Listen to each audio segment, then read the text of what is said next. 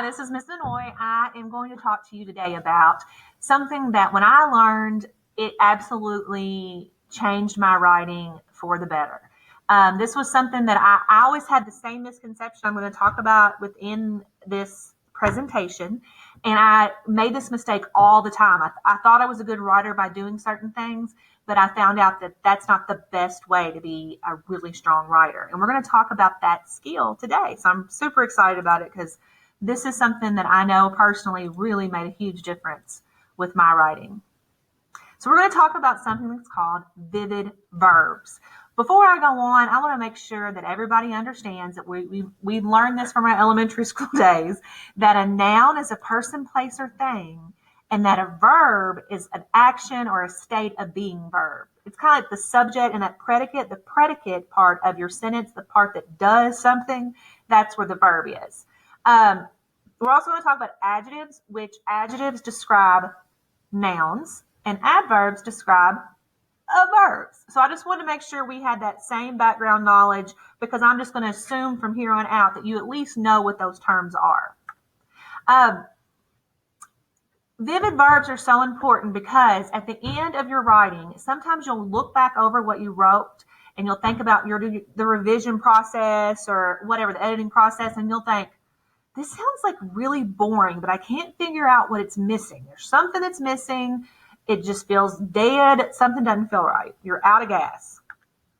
There's this common misconception. You're sitting there, you're writing, you're thinking it's boring. Oh, I know. I'll be more descriptive. I'll add more details. And a lot of times that's what teachers will say. Well, you need more details. It needs to have more of that.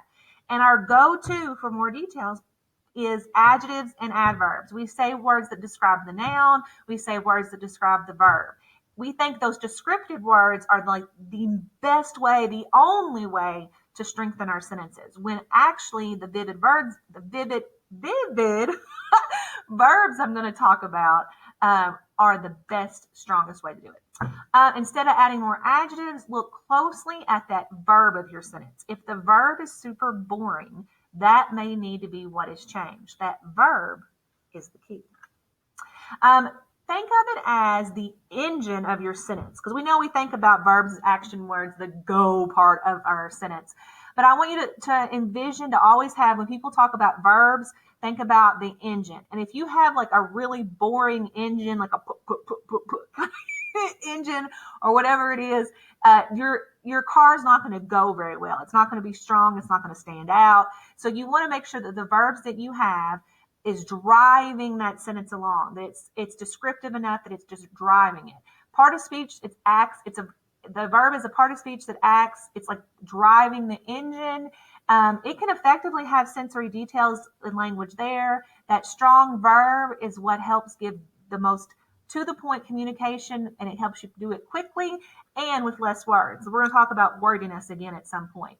And that definitely comes along when we add just a ton of adjectives or a ton of adverbs in to make our sentences more descriptive, instead of just simply changing and strengthening that verb. Because without that, if you're just adding those adjectives and adverbs, it gets kind of clunky and worn down, and your car's not going to go very well.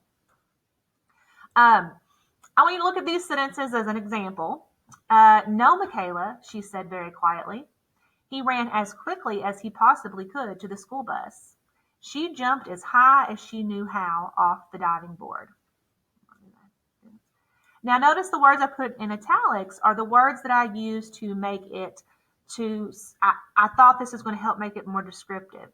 Very quietly, those are those weasel words we talk about with wordiness. Quickly as he possibly could.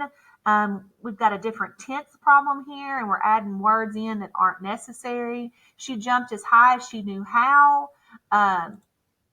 Instead of just saying she jumped, maybe there's a different word we can use to describe how high that she jumped. Those are the sentences. I want you to see that I tried to make them better, but there's still something that's missing. If I change the verb, it makes the content quality. It's kind of like quality over quantity. You want to use less words, but pack those words with more meaning. No, Michaela, she whispered. He raced to the school bus. She leaped off the diving board. Changing that verb to something more specific really does help drive that sentence along. It doesn't make it clunky. You're not using like these empty words like very, and it definitely helps make the sentence more effective. And even though we've been programmed to think adjectives are where it's at, the best quality word is trying to improve your verb. There are also state of being verbs that you can change around too. And the most common one is like to be, which forms of to be is was. So Tyler was a great believer in the virtues of the Cold War. Ashlyn was out of bed before midday. Ashlyn was never out of bed before midday. These sentences are not wrong. There's nothing wrong with it. But what we're going to be learning in middle school in general is we've got the basics down. We have that skeleton, and now we're trying to show that even though it's not wrong, there are better, more sophisticated options out there, especially when it comes to the writing you've been practicing. So I'm going to change the state of being verbs around. I'm going to change that was to Tyler believed passionately in the virtues of cold water. Ashlyn lay in bed well beyond midday.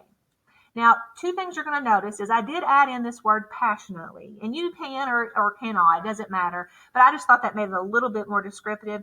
He's doing something now. It's not just a state of being. He's like, was this. He's believing in something. He's passionately believing in something, actually.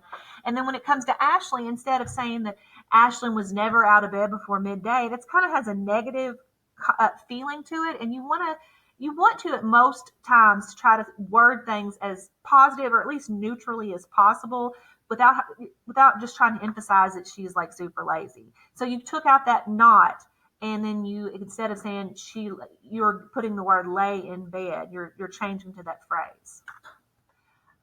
Okay. There is and there are state of being verbs that are very, very common. There were countless trees in the forest. There are many opportunities in this country. This company. So again, this is a very common thing to start your sentence with there were or there are. There is nothing wrong with this. It is not wrong. It's just that there may be a more interesting way to write this. So instead of there were and there are, how about countless trees peppered that forest? Peppered showed us there's like it's a kind of some figurative language. There's lots of different trees all over that forest. We got rid of that kind of stuffy, empty construction of there were, and we used a strong verb like peppered, and it makes the forest seem more alive almost. So there's more interest there at least. The company offers many opportunities. Okay, instead of saying the company as an afterthought, we're now putting the company front and center, and what they offer, what they're doing is they are offering something. Sometimes when you improve a sentence, especially a state of being verb, it's not as simple as just changing one word around like we kind of did on the action word verbs, but sometimes you have to reword the whole sentence, just as a heads up. All right, now this is something I fell into a lot when I was young, a young writer, and sometimes I still do it and I have to check myself, is that I sometimes fall into passive voice instead of active voice. And that's passive verbs versus active verbs is what I'm going to talk about. We could say the pie was made by grandma, or the car hood was bent out of shape by a fallen branch. Grandma's the person that's important here in that pie. So we want to put grandma at the beginning of the sentence. She's the one that put all this work into making this pie. And the branch is the catalyst for this huge drama of a bent car hood. So it's like you're putting things in an order where it's more passive, and you've got these state of being verbs in. You don't want to just shove it to the back of the sentence. Ways to fix that is to put grandma front and center. My grandma made the cake. A fallen branch bent the car. So when you write more in active voice, you're going to have more of those active verbs there too, which will force you away from those empty constructions like there is, there was. Now, you might have thought out of shape was pretty descriptive, but sometimes that can be redundant, which means repetitive. Bent pretty much implies that. You don't have to say it again. Bent will take care of it. You don't want to treat your readers like they're dummies and don't understand any word that you're writing. So even though that might have seemed more descriptive to you, using a stronger verb is actually better. Now, like everything with writing, you've got to use your own judgment. Sometimes weak verbs are okay. I mean, said is the most boring verb probably out there. And I know like in elementary school, sometimes teachers will have that said is dead and they'll dress up like they're killing the word said or whatever and have a grave for it and everything. I've seen elementary school teachers do that. And it's really cool because it is something you need to learn that said is the most boring verb probably, but you got to use your own judgment. If every single word, piece of dialogue in your paper had some wild, vivid verb, it would start to sound ridiculous. So sometimes said is perfectly okay. You've got to start trusting yourself as a writer to know here's the skeleton. I know this is best, but sometimes what's best isn't always, I've got to be able to judge it based on what I'm writing. Sometimes a weak verb may actually be better for if you're trying to get a point across in certain ways. So I want to point that out. You've got to use your judgment. Now, I'm right here. I've got a whole bunch of vivid verb examples from the most common verbs that we use that we could spice up and make more interesting. I don't want to read it all to you, but I'm going to put this up on a Google Slides on the Google Slide Classroom. Or Google Classroom, so that you can see these to refer back to. I have a sheet that I just print off, and sometimes I will just refer to that sheet, just like you would look at online thesaurus or something. I have in my mind, okay, what's another way to say said? Because I know I'm going to say said a lot, or say. What's another way to say look? Because I know look is going to come up a lot when I'm writing. But here's some examples of those if you want to just pause on each slide, and you can look at them that way and read them. This one's for go, hold, let, and eat. Give, put, pull, and move. And then you've got sensory vivid verbs, words that make you have some sort of feeling. It appeals to like what you see, you smell, you taste, you hear, you touch. Instead of just saying it's quiet, a rustle in the night, patter, clink, tinkle. Those words all make us think about some sort of feeling that we've had, or something we've heard, or that's really soft and quiet, or something that we've touched that, or I'm thinking heard, touched, seen that was very quiet. Noisy, like, and tell. More sensory vivid verbs. Instead of just saying want, you could say a verb like desire makes you think more of the five senses and love and desiring something. Throw, cover, and surprise. And I just wanted to thank you for paying attention and listening to this. And I really hope that this was beneficial for you, because I know when I learned this, probably in high school or later, it made such a huge impact on my writing. And I really want to pass this along to you so that when you do your writing, it becomes much more alive, vivid, shall we say.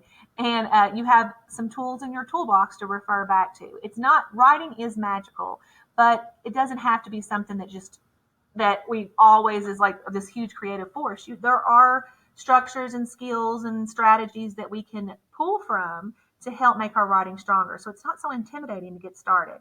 So if you ever find yourself with your writing kind of boring or dead or whatever, however you want to describe it, think about that verb and see if there's something you can do there to improve your writing. All right, have a great day, and I'll be back with another strategy soon.